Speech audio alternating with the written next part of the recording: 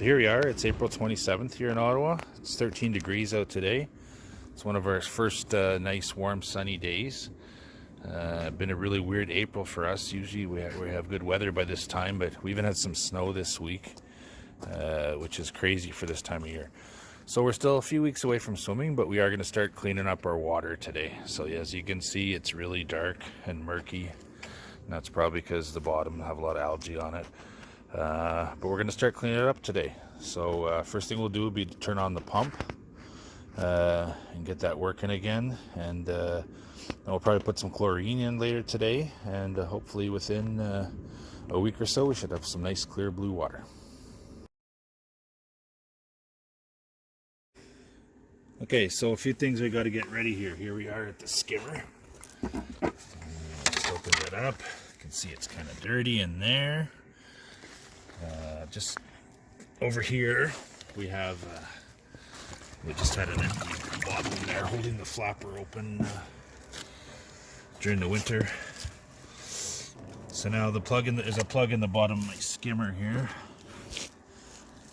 And little plug set that I bought a couple years ago came with its own little wrench there to undo the plug. So I'm just gonna have to reach down in the dark here and try and find that plug to take out. It unscrews pretty easily with this device. The water is freezing. So right about now my arm's pretty numb, but I almost have that plug out. And there she comes out. Okay, so now we're gonna go over to the water return. This is the one in the shallow end. So again, using that same device. Really cheap plug set I bought there, but it works really well. Just attaches right on the plug and loosens it pretty easily.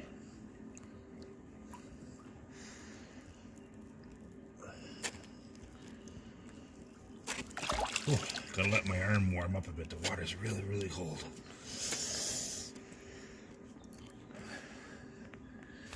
A couple more turns, almost have it there.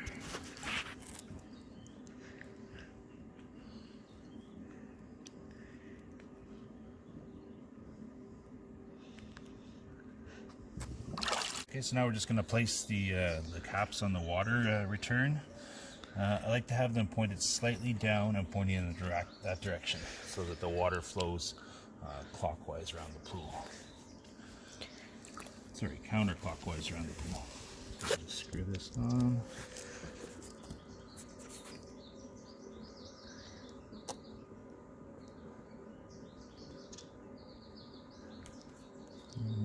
Just put it slightly down there. Okay, perfect. And now we'll go ahead and do the deep end, same procedure. Okay, you can start. Okay, so here we are over at the pool equipment. First thing we got to do is replace all the plugs that we took out when we drained the pool in the fall. So the first thing is this big plug that goes around the side of the filter here at the bottom. That just screws on and tightened easily.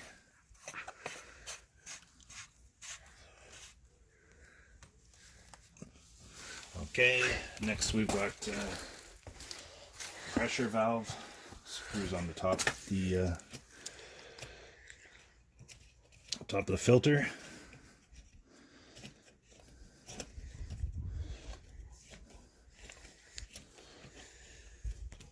And we'll just hand tighten that and then turn it to a way where we can read the display.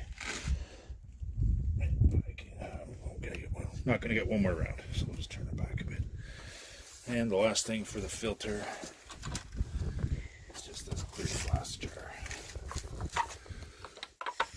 That's where we can kind of see how clean or dirty the water is in the filter to know whether we have to backwash it or not. Okay, now we've got two plugs that go into our actual pump. Again, this was a brand new pump about a year and a half ago.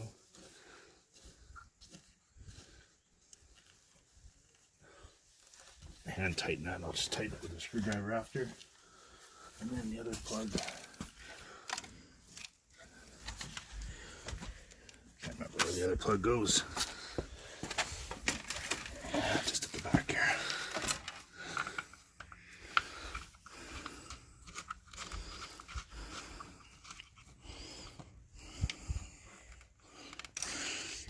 Okay, and then we've got two plugs that go into the heater. This one here goes right in here.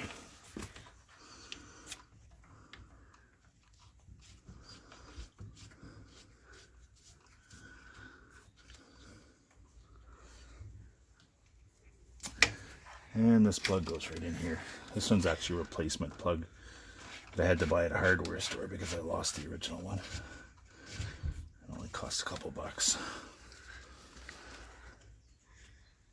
Okay, and I'm just going to tighten all those plugs with a wrench afterwards. Okay, now before starting the pump, I'm going to fill this up with water here. So I'll just loosen this up.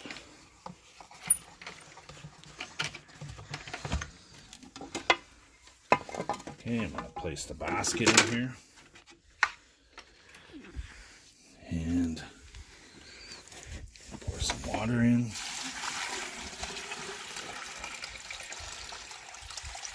And we'll fill it right up to the top as much as I can.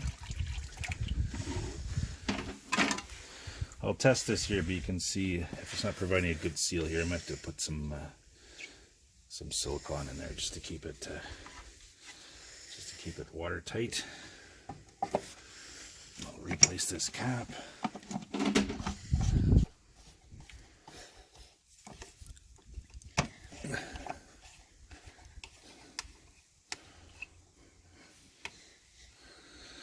Okay, I have this valve shut. I'll open that up as soon as I start. Just it's holding the water from stay in that cavity there. I'll open this up as soon as I start the pump. Okay, so we're gonna have to go inside, turn on the electricity. We'll be back in a second, start the pump. Okay, so we went inside and turned the breaker on, so now we should have some power here. Flick the switch here, this turns the system on, and I'll come down to our automatic pump here. Gonna start it off on speed 4, just to get it primed there, because it's gonna take a while. It's going to take a while with all the air in the pumps. So it starts with automatic priming for about 5 minutes. That might be long enough, or it may not be long enough to get all the water going through the system.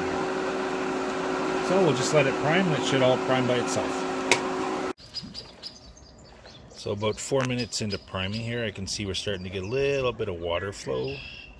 Water going out of the pool and back to the pump. You can also see that we're starting to get a bit of pressure as the air is starting to push out of the pipes into the pool here. So hopefully a few more minutes we'll have full pressure water running. Okay, so 5 minutes of priming, and I can see that we've got decent water flow through the pump here. Okay, look at the pressure gauge. It's not always the same, but usually around 10 psi is what I get on a normal day. So it's looking pretty good right now. Okay, so looking back at the skimmer, we have a decent amount of water flow going through there. That's good. So you can see our water level is still really high on the pool. Okay, but I know that we're going to have to backwash it lots, so we're going to leave the water high. We'll let it run for a few minutes, backwash it, run for a few minutes, backwash it.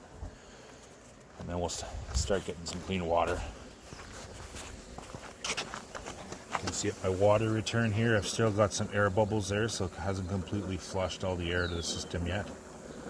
That'll happen in a few minutes. So while this is running, I'm going to rip off to the store and get some chlorine to start clearing up this water. Okay, so the pump's been running for a couple hours now while I was at the store. And we got some good flow, as you can see there. Going over to the water returns here. No more air bubbles in the system, so that's great. So now we're going to start by adding some chlorine to the pool.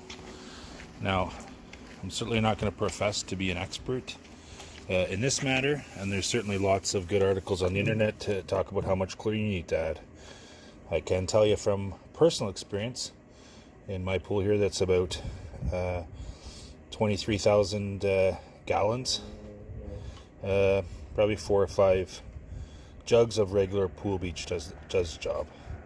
I'm not that concerned at this time of year because we're not going to be swimming for a few more weeks, but we just want to clear up the water. So I'm going to add 5 jugs, just regular household bleach, and then we'll go on to the next step of clearing up the pool. Okay, so we've added about, actually we had exactly 5 jugs of the regular household bleach. You can see the water looks really dark still. So our next step is going to be, we're going to scrape the bottom of the pool. That's where most of the algae is. By scraping it off, we're going to see that the water is going to get much lighter. Right away, it's going to disperse the algae into the pool so that the chlorine can get added. So anyways, this will be about an hour's worth of work. So we'll check in with you when I'm done.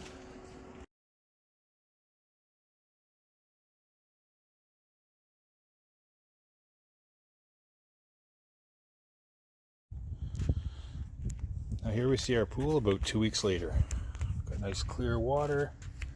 You can see all the way to the bottom. Usually it takes about 7 days to clear up. It took a bit longer this year because it's been so cold around here, and the chlorinator doesn't work at all under 60 degrees and really doesn't work all that well, I find, it until you're in the high 60s. So really this is just a product of raking the leaves off the bottom, scraping the sides with a brush, and backwashing every once in a while. So there you have it. We'll talk quickly about some of the chemicals that we used in another video, but that's it for this time. Thanks. Okay, recording. Matter? Do you think it's mind over matter, Daddy? Okay, now go down.